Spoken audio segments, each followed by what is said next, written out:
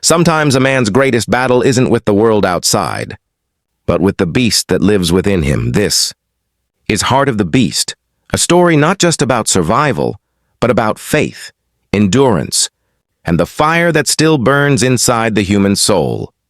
At the center of this storm stands Brad Pitt, an actor who has spent decades redefining what strength, silence, and vulnerability mean on screen. But this time, he isn't playing a hero. He's playing a man stripped of everything, forced to confront nature, fate, and his own darkness. The story begins with the sound of propellers slicing through the cold air. A small plane drifts above the icy mountains of New Zealand. Below, a frozen wilderness. Above, a gray sky that promises nothing but danger. And inside that plane, one man, tired, haunted, and ready to disappear. Then, chaos, a sudden storm, a blinding flash, metal twisting, engines failing, a scream swallowed by the wind, and silence. When the world fades to white, he wakes, half buried in snow, blood on his face, pain in every breath, but alive. Beside him, a loyal dog, wounded, trembling, yet still breathing. It's the only sign of life in a world that seems to have forgotten him. From that moment, every step becomes a test. The cold cuts deeper than knives. The nights grow longer, darker, and quieter. He builds fires, melts snow to drink, hunts to survive. Each breath becomes a fight against the elements and against the voice in his mind whispering, "Give up," but he doesn't. He looks at the horizon and says, "If I make it out of this, I'll never call myself weak again." This isn't the Brad Pitt of glamour or red carpets. This is the man stripped to his essence, a soldier without a war, a survivor without a map. The pain on his face tells a story no dialogue could capture. Filmed across the haunting landscapes of New Zealand, every frame looks alive, the mist, the trees, the endless snow. Nature isn't just a backdrop here. It's the real antagonist. It watches him, it tests him, and it demands his surrender. Days turn into weeks. The man and his dog become one, two souls moving through the same endless maze of ice and silence. They face wild beasts, frozen rivers, and the slow erosion of hope. And yet, in his eyes, there's still that flicker, the will to keep going.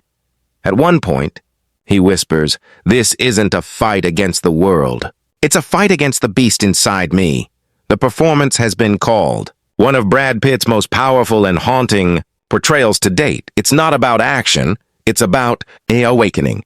It's about what remains when the noise of the world disappears and you're left alone with your thoughts. Directed by David Ayer. Known for films like Fury and End of Watch, Heart of the Beast marks a return to his raw, psychological storytelling, but on a deeper, more spiritual level. There are no explosions here. No armies, no heroes, only a man and the wilderness, facing each other in silence. Some scenes last minutes without a single word. Just Pitt's breathing, the wind, and the sound of fire crackling. Yet those moments speak louder than any dialogue ever could. In one unforgettable scene, he collapses beside his injured dog, blood seeping through his torn jacket. Eyes staring at the empty sky, he whispers, "I've fought wars, saved lives, crossed borders, but this time, I just need to save myself."